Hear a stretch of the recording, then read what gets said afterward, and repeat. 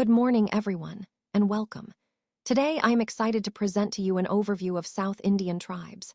The title of our presentation is South Indian Tribes, an Overview, and I will be sharing insights into their culture, traditions, and way of life.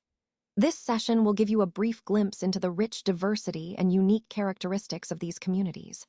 So, without further delay, let's get started and explore this fascinating topic together. When we talk about a tribe or tribals, we're referring to a basic unit of socio-political organization. Typically, this unit is made up of a number of families, clans, or other groups. These groups share a common ancestry and culture, which helps to bind them together. An important point to note is that leadership within a tribe is usually not formalized or permanent. It tends to be more fluid and based on social roles rather than fixed positions. Alternatively, the term can also refer to a group of people who share something in common beyond kinship, like an occupation, an interest, or a habit. Understanding tribes helps us see how human societies organize themselves, whether through kinship ties or shared pursuits. This concept ties into the larger picture of how societies develop social structures and cultural identities. Tribes or tribals, also known as indigenous people, are those who have traditionally inhabited specific localities, hamlets, or forest areas. They are closely connected to their environment, especially the forest, which provides for their every need. Their dependence on forest resources is integral to their livelihoods, whether it's for food, shelter, or other essentials. One remarkable aspect of tribal communities is their extensive knowledge of medicinal plants. This traditional knowledge has been passed down through generations and is a vital part of their healthcare practices. They often use this knowledge to treat various ailments using indigenous medicine, which is quite advanced and rich. Interestingly, tribes have a deep respect for the forest. They view it not just as a resource, but as something to be conserved and used sustainably. This belief in sustainable use helps maintain the balance of their ecosystem and ensures resources are available for future generations. They also have their own unique rituals and customs, which are an essential part of their cultural identity. These practices often revolve around their relationship with nature and the forest. Living a peculiar lifestyle, tribes tend to live in groups, which fosters a strong sense of community and mutual support. Their way of life is deeply rooted in tradition, harmony with nature, and collective living, all of which are vital themes when we consider the broader picture of environmental and cultural preservation. Did you know that India is home to a staggering 533 indigenous tribes? These tribes collectively number over 80 million people, which is about 10% of the country's entire population. That's a significant part of our social fabric. When we look more closely at the southern states, like Tamil Nadu, Karnataka, Andhra Pradesh, Telangana, and Goa, you'll find a rich diversity of these tribes inhabiting the suburban and rural areas there. Each tribe has its own unique traditions, languages, and ways of life, which truly highlights the cultural mosaic that makes India so special. Understanding these communities is essential as we explore the broader theme of indigenous rights, cultural preservation, and social inclusion across the country. Let's take a moment to look at some of the important tribes of Tamil Nadu. These tribes are a vital part of the state's rich cultural tapestry. Each tribe has its own unique traditions, language, and way of life that have been preserved over generations. Recognizing these tribes helps us understand the diverse social fabric of Tamil Nadu. They contribute not only to the cultural diversity, but also to the historical depth of the region. Understanding their way of life gives us a broader perspective on the region's heritage and the importance of preserving their traditions. These tribes are a reminder of the rich, indigenous roots of Tamil Nadu and the need to respect and protect their way of life. Let's take a brief look at the Urula tribe. They are one of the 6 primitive tribal groups in Tamil Nadu, which is a state in southeastern India. The Urulas primarily inhabit the northern districts of Tamil Nadu, and in the Cheyar region, you'll find them spread across many villages in the north. The name Urula translates to people of darkness. This could be a reference to their dark-colored skin or perhaps to the fact that many of their important cultural events historically took place at night, under the cover of darkness. Interestingly, they have their own self-designations like Erler or Pusari. Meanwhile, their neighbors might refer to them by names such as Iralalu, Urulas, Shikari, or Pujari. When it comes to language, the Urulas speak their own language, called Urula.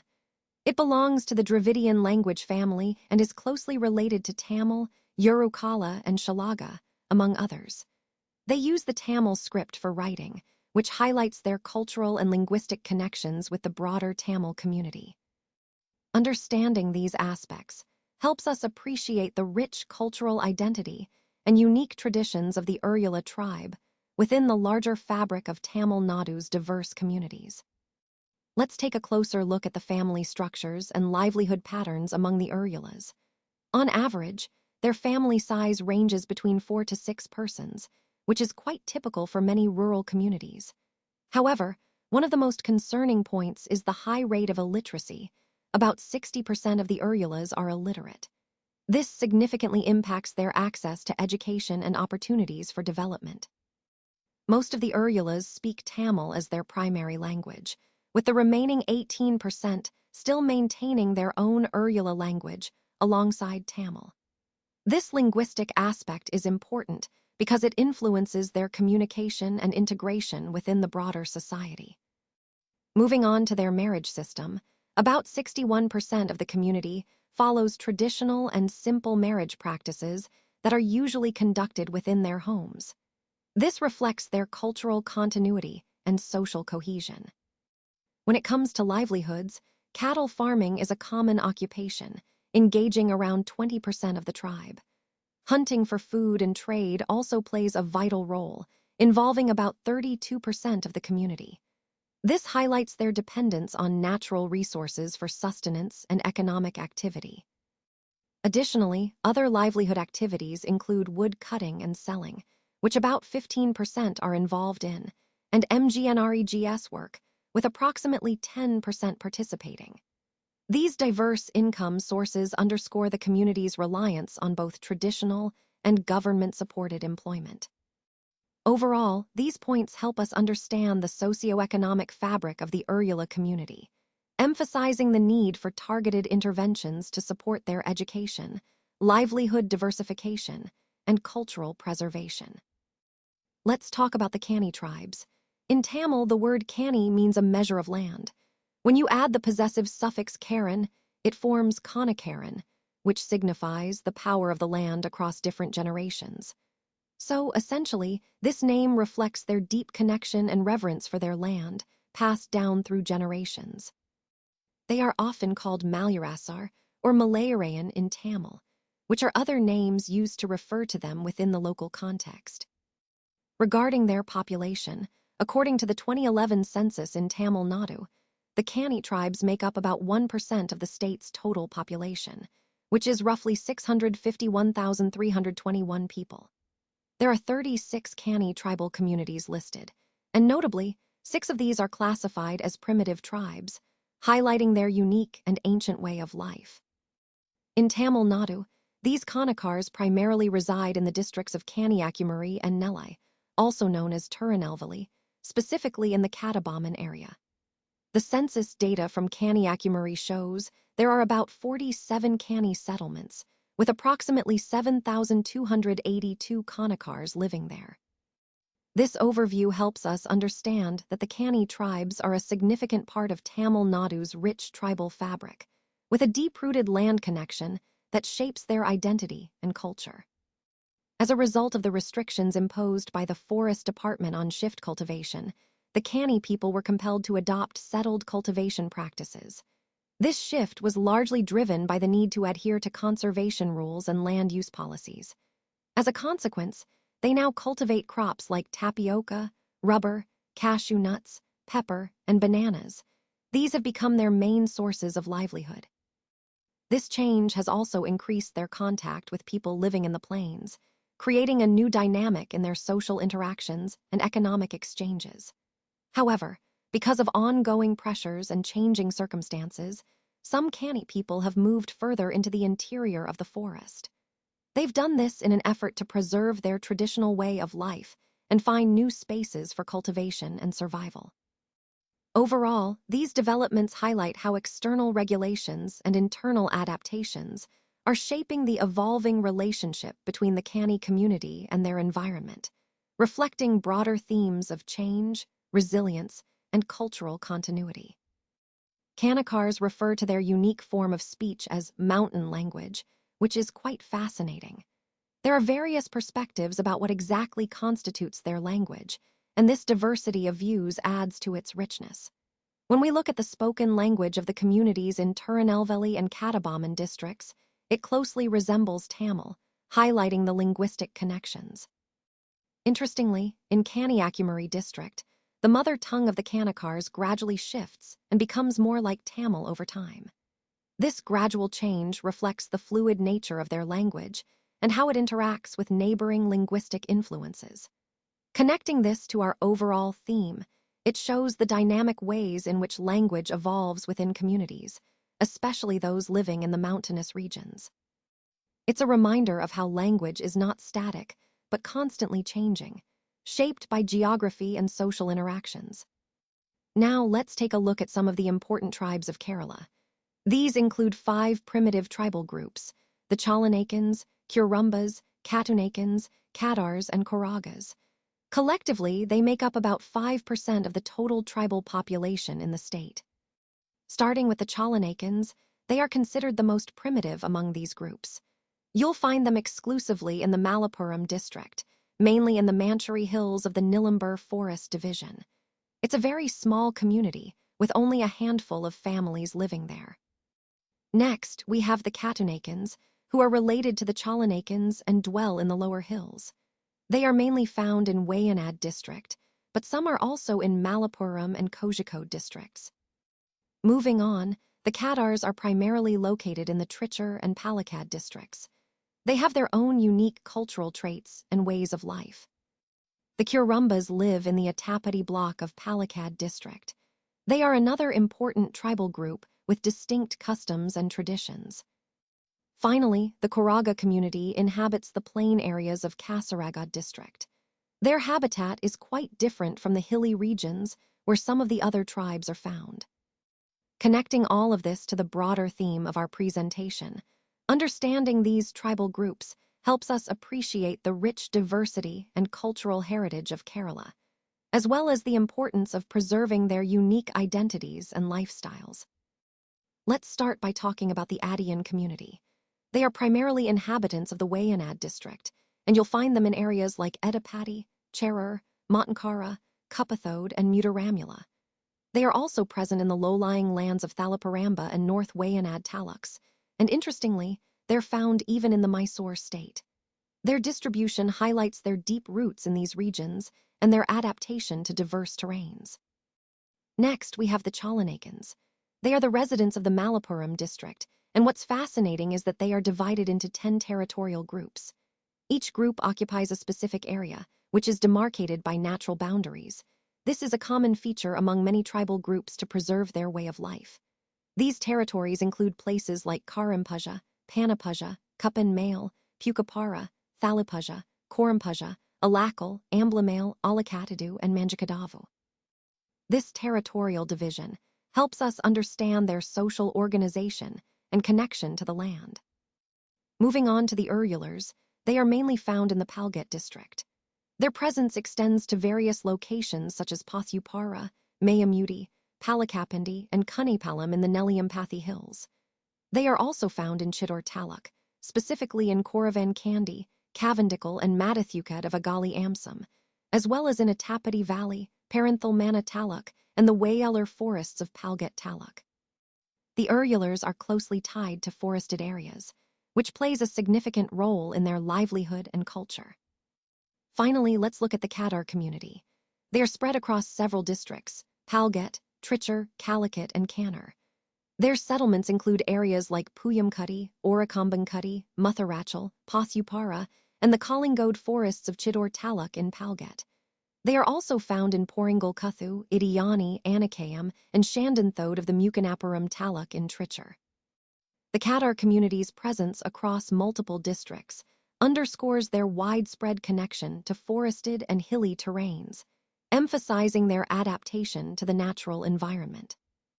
Connecting all these points, you see how each community is closely linked to specific regions, natural boundaries, and environments, which shape their identity and way of life.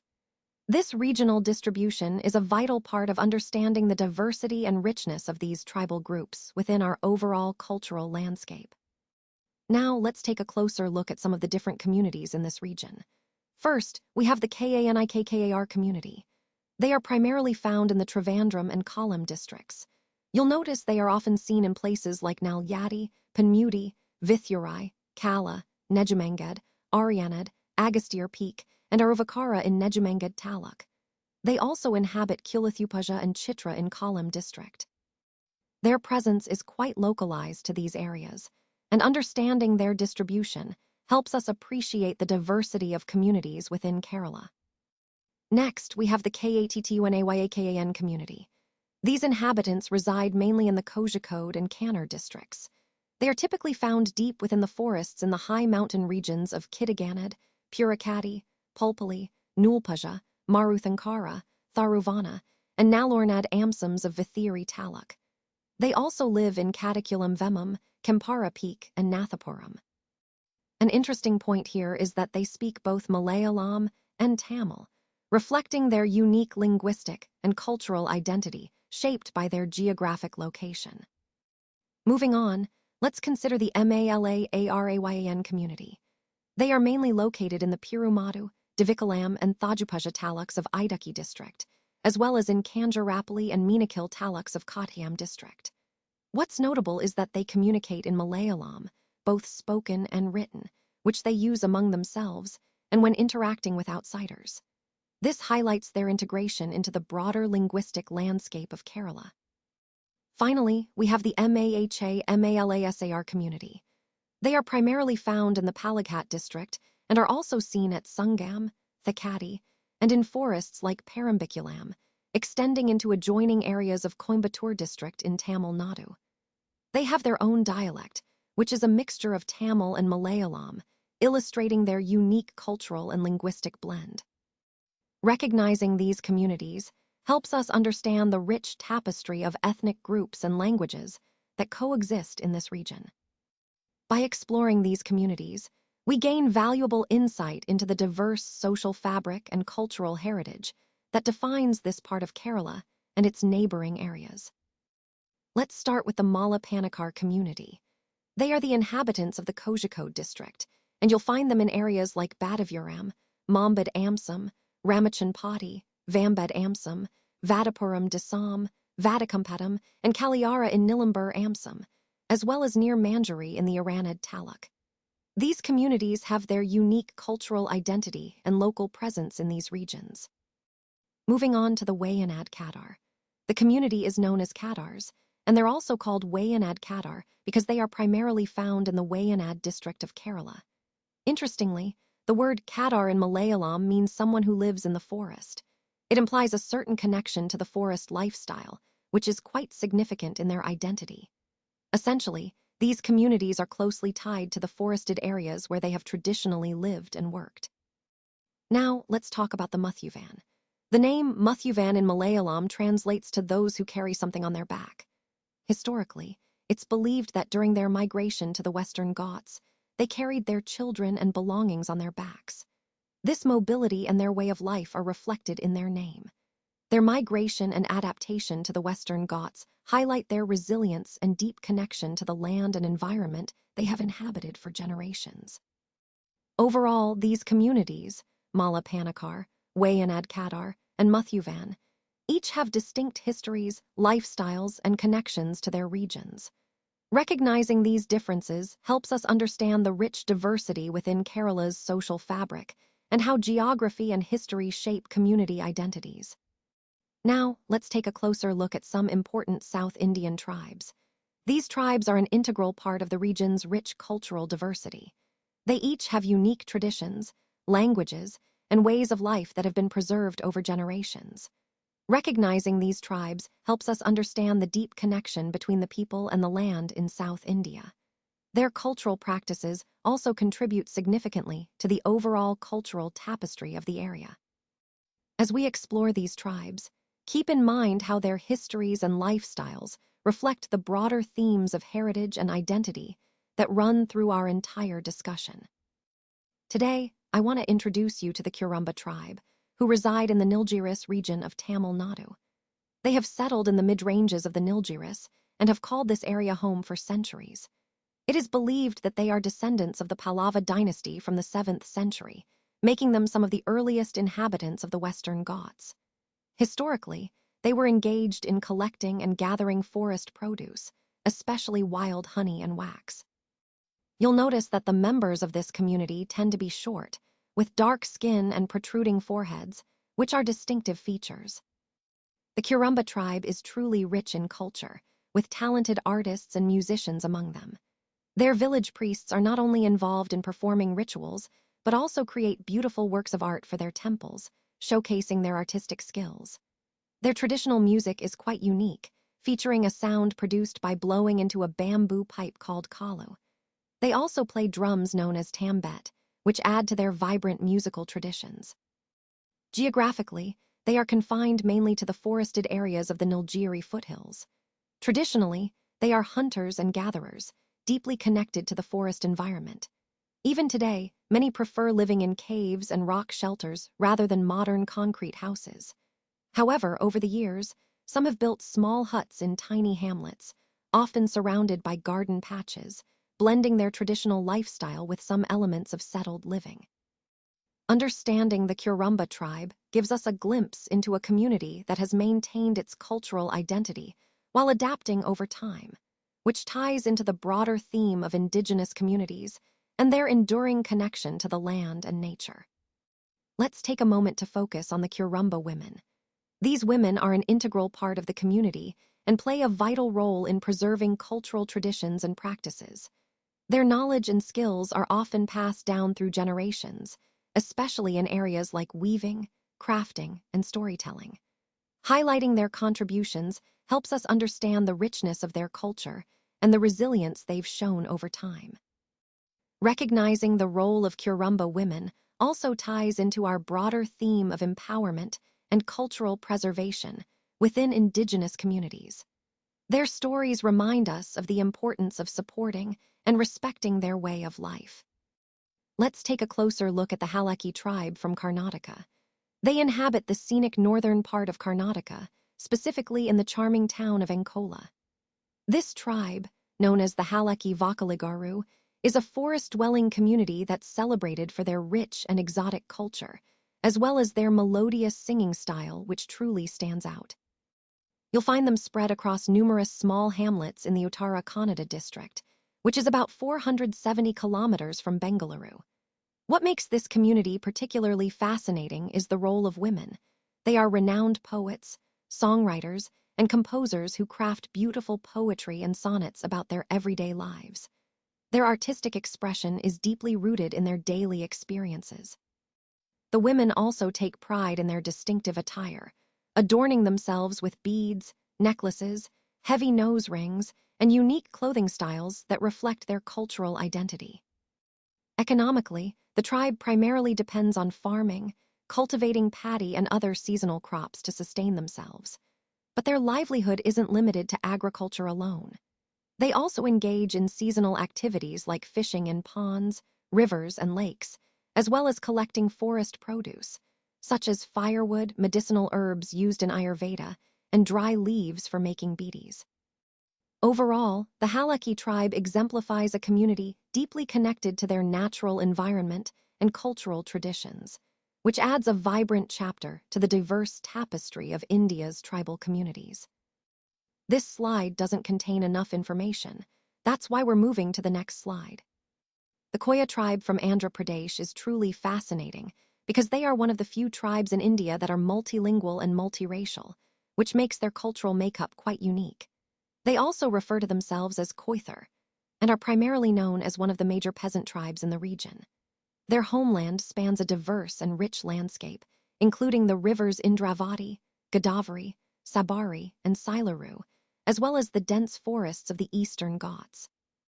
This area covers parts of Bastar, Koraput, Warangal, Kamem, Karimnagar, and both the East and West Godavari districts, giving them a deep connection to nature and the land. They speak a blended language called Koi, which is quite similar to Telugu, showing how their language has evolved through interaction with neighboring regions. Interestingly, their origins date back to prehistoric times, highlighting the deep historical roots of their community. The Koyas have a rich belief system. They believe that life originated from water, and that the friction between the 14 seas led to the emergence of moss, toads, fish, and saints, with God being the last saint. It's a beautiful reflection of their connection to nature and spirituality. A fun and meaningful tradition of theirs is to enjoy a beverage called ipasera after a hard day's work, which helps them relax and unwind. Overall, the Koya tribe's history, language, beliefs, and traditions offer us a glimpse into a vibrant and resilient community that has preserved its identity through centuries. Let's take a closer look at the Chenchu tribe of Telangana. They are a very resilient and traditional group, with their hamlets or pentas scattered throughout the Nalamala forest range. These settlements are spread across 4 or 5 districts, which shows how deeply rooted they are in this region. The Chenchus are inveterate forest dwellers, meaning they have a profound connection to the forest environment. Over centuries, they have steadfastly refused to leave their woods, despite the many dangers and challenges that life in the forest can bring. This unwavering attachment highlights their strong cultural identity and respect for their natural surroundings. It's also interesting to note that, unlike many tribes in southern India that worship Mother Nature in a more general sense, the Chenchus have specific deities they revere. They believe in deities such as Lord Eshwara, whom they refer to as Lingamaya. This distinction in their spiritual beliefs underscores their unique cultural practices within the broader tribal landscape. Connecting this to our overall theme, the Chenchu tribe exemplifies how deeply indigenous communities are intertwined with their environment and spirituality. Their story reminds us of the importance of respecting their way of life and understanding the cultural significance of their forest habitat. A real conservationist will follow the words in mind. Nature, nurture, for future. These words embody the core of what it means to truly care for our planet. They remind us that conservation isn't just about protecting nature in the moment, but about nurturing it for generations to come. The real tribes who live with these words are those who understand the deep connection between humans and the environment. They know that their actions today shape the future they leave behind. So, I want to thank you all for your patience and for listening today. Your engagement is vital in making a difference. If you have any questions, I'd be happy to discuss them. Thank you again.